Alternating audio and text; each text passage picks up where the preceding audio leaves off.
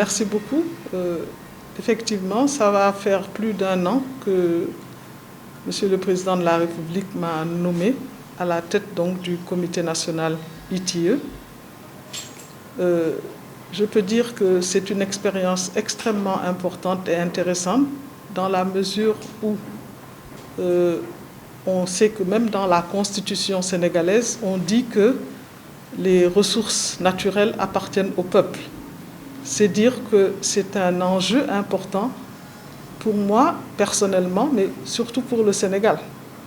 Donc participer à cela, vraiment c'est, disons, un honneur. Et nous avons eu différentes étapes. Peut-être la plus importante, je pourrais en donner plusieurs, mais je prendrai 2 ou 3. La première chose quand je suis arrivée, c'est de participer au conseil d'administration de l'ITIE au plan international. Et cela, c'était en mai-juin 2019. Et cela m'a permis vraiment de mieux comprendre les grands enjeux, mais également les attentes de la communauté internationale par rapport au Sénégal. L'autre période importante pour moi, ça a été la publication du rapport ITIE en décembre 2019, mais surtout, peut-être qu'on y reviendra, la campagne de sensibilisation que nous avons eu à faire sur le terrain. Ce sont les grandes étapes, je peux dire. Bien sûr, il y a eu beaucoup d'activités, mais ce sont les grands points, si vous voulez, que je pourrais évoquer avec vous.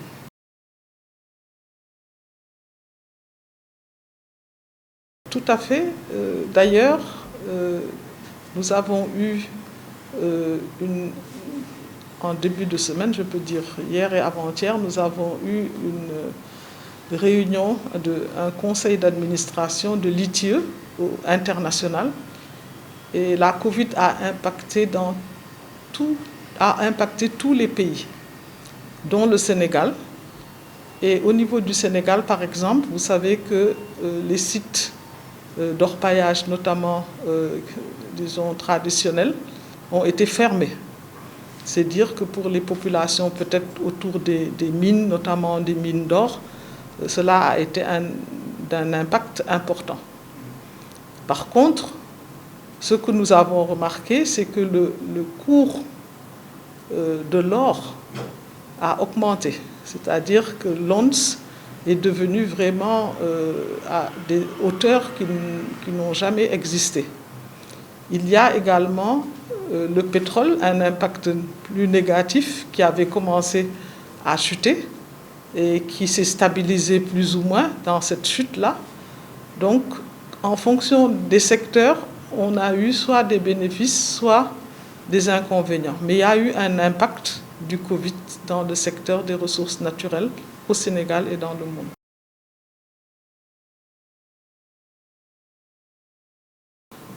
Bon, il faut reconnaître d'abord que cette audience a été un moment fort dans la lutte que mène l'ITIE, et notamment dans toutes les problématiques liées à la transparence et à la redevabilité.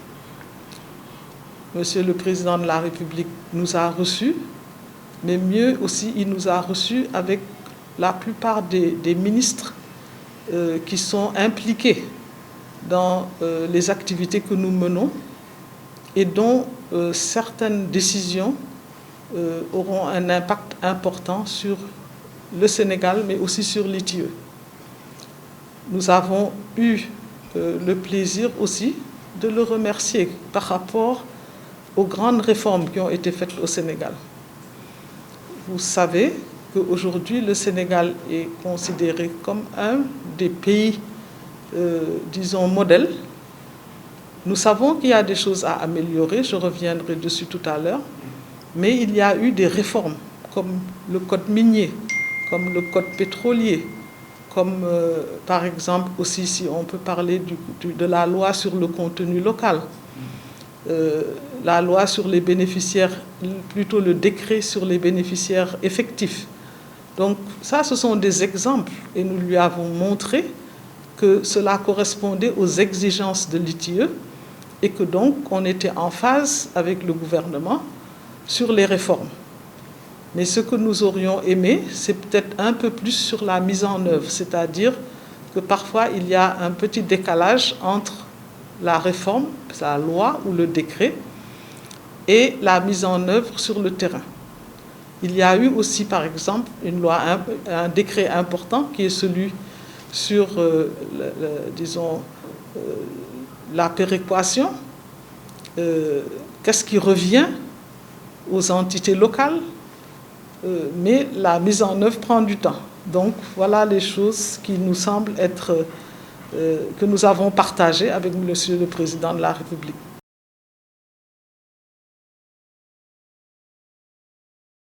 C'est qu'il a donné des instructions fermes à tous les ministres qui étaient présents et qui ont, disons, des choses à faire quant à la mise en œuvre. Je peux donner quelques exemples. Par exemple, le fonds de péréquation. Et il a demandé aux ministres concernés de travailler dessus pour que ça puisse être concrètement, disons, effectué. Quant aux bénéficiaires effectifs, il y a eu un décret et il a demandé que les arrêtés puissent être vraiment faits le plus rapidement possible et qu'il y aura un suivi au niveau même de certains conseils des ministres pour que ces ministres puissent rendre compte. Donc vraiment, je pense que pour nous, c'était une étape aussi importante dans la vie de l'ITIE qui a confirmé l'engagement du chef de l'État pour qu'il y ait plus de transparence et plus de redevabilité par rapport à ce secteur qui est un secteur très important. Nous avons rappelé des chiffres. Quand on parle de tout ce qui est exportation, presque environ 40% viennent des ressources naturelles. Par contre, quand on parle de l'importance de ces ressources naturelles dans le budget de l'État, c'est très faible, autour de 2%. Voilà toutes les choses sur lesquelles nous avons discuté. La suite à donner sera le suivi avec les différents ministres concernés. Il faut savoir que le président de la République lui-même suivra cela, mais nous aussi. Et nous ferons tout pour que ce qui a été demandé puisse être fait. Parce que, comme vous l'avez montré et vous le savez, il y va de la crédibilité du Sénégal. Mais également, ce n'est pas simplement un problème de crédibilité, mais toutes ces choses, si elles sont faites, cela va aider à ce que les populations soient plus, disons, reçoivent plus de ces ressources naturelles. Donc ce sont des réformes qu'il faut mettre en œuvre et donc nous ferons le suivi puisque dans le conseil d'administration de ITIE, nous avons aussi les membres de ces différents ministères qui sont présents et qui vont faire aussi du suivi au niveau de leurs ministères respectifs.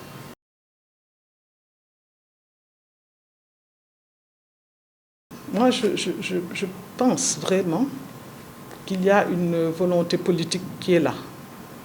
Mais dans la mise en œuvre, c'est les lenteurs administratives, on peut dire. Et nous avons insisté pour que vraiment les choses évoluent. Parce que nous allons vers, d'ailleurs, la deuxième validation du Sénégal. Vous savez que le Sénégal, en 2018, était le premier pays africain à avoir la plus haute mention, qui était la mention satisfaisante, et le 4e pays dans le monde. Donc, c'est dire la place du Sénégal. Et donc, on n'a pas de choix que de maintenir cette place ou de même l'améliorer, puisque maintenant, on a ajouté exceptionnel. Donc, pour nous, il y a un grand enjeu qui est celui de la mise en œuvre de toutes les réformes dont on a parlé. Par exemple, les différents cadastres miniers, cadastres pétroliers. On nous a dit que c'était en cours, mais il faut que ce soit une réalité. On a aujourd'hui des grands enjeux sur l'environnement. Des populations que nous avons écoutées quand nous sommes allés dans ces campagnes de sensibilisation dans les régions où il y a des ressources naturelles, que ce soit de Kédougou, Thiès, Fatick, Saint-Louis, Matam, les zones que nous considérons comme ayant des ressources ou bien ayant un potentiel. Par exemple, pour le pétrole, c'est pour ça que nous avons visité Fatick à cause de Sangomar, mais aussi Saint-Louis. Donc c'est dire que nous sommes aussi à l'écoute des populations pour pouvoir comprendre ce qui leur fait mal.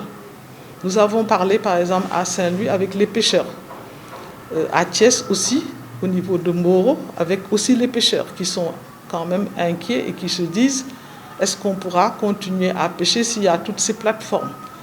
Donc ce sont des questions que les populations se posent et nous avons suggéré d'ailleurs aux différents collègues et amis qui sont dans ces secteurs du pétrole et du gaz de descendre, de parler, d'expliquer pour que les populations soient non seulement plus rassurées, mais également qu'elles puissent bénéficier encore plus de cette possibilité de manne financière qui pourrait venir dès qu'on aura exploité le pétrole et le gaz.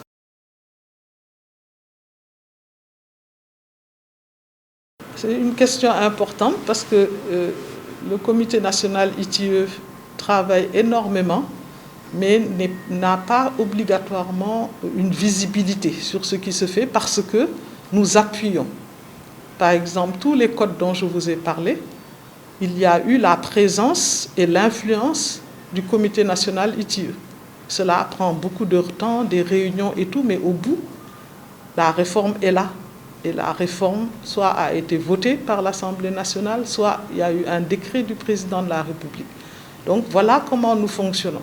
Mais nous avons aussi une capacité de rendre compte nous-mêmes aux populations par un rapport. Et annuellement, il y a ce qu'on appelle le rapport ITIE qui prend en compte toute la chaîne de valeur en ce qui concerne les ressources naturelles, en partant par la production, en passant par l'impact au niveau du budget du Sénégal. On travaille sur des données qui sont sécurisées parce que quand il s'agit des entreprises, il y a des audits qui sont même des audits au plan international qui sont, parce que pratiquement toutes les entreprises sont parfois cotées en bourse, donc il y a vraiment un travail qui se fait de ce côté-là. Et nous avons également l'État, notamment les finances, qui aussi donnent leurs chiffres et nous faisons des réconciliations. Et les chiffres, notamment de l'État, sont aussi, audités par la Cour des comptes. Donc, voilà tout ce travail que nous faisons pour le rapport, que nous mettons dans le cadre aussi d'un contexte plus global. Et cela nous permet vraiment de montrer qu'est-ce qui se passe au Sénégal en matière de ressources naturelles. Il y a également les campagnes que nous allons continuer et que nous avons eu à faire, que nous continuerons pour avoir le pouls des populations et expliquer ce qui se passe dans le pays. C'est ce qui correspond au débat public. Le débat public est aussi un élément important quand on parle d'exigence de l'ITIE. Donc nous allons continuer notre travail et nous allons encore plus, disons, mettre la pression parce que nous voulons qu'en mai 2021, quand commencera notre deuxième validation, que tout ce dont j'ai parlé puisse être réglé avant cette date-là.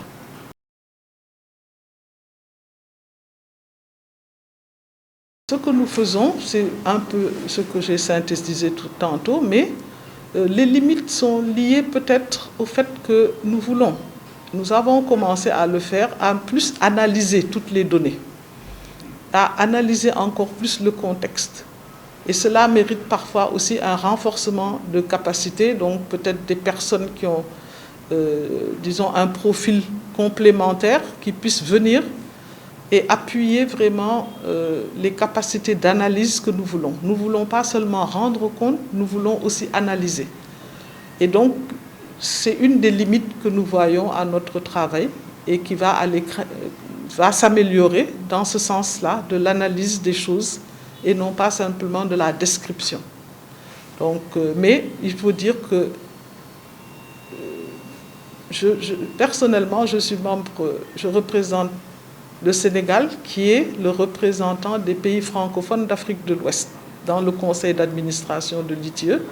Et ce que je peux dire, c'est que quand je vois ce qui se passe partout dans le monde, il y a beaucoup d'avancées au Sénégal, avec pratiquement pas de limitation quant à l'accès à l'information. Alors que dans beaucoup de pays, l'information est bloquée, les ONG peuvent être même torturées, enfin, il y a un peu de tout. Donc là, ce que nous avons, c'est un comité national aussi tripartite qui s'implique. Et donc, moi, je ne vois pas de limitation particulière, mais ce que je sais, c'est qu'il faut toujours faire un suivi rapproché pour que la mise en œuvre des réformes puisse se faire. Moi, c'est ce que je vois comme limitation, c'est le passage de la réforme à la mise en œuvre. Nous sommes là pour toujours tirer la sonnette d'alarme sur la transparence. C'est-à-dire qu'il faut que tout se fasse d'une manière claire, qu'il y ait toutes les informations à la disposition des populations, que nous puissions vraiment ne pas entendre par la presse comme ça que telle chose se passe, mais que vraiment l'ITIE puisse être le réceptacle de toutes les informations qui ont trait à ce secteur. Donc moi, je me dis que l'objectif de la transparence, si c'est le fil conducteur, c'est ce que nous voulons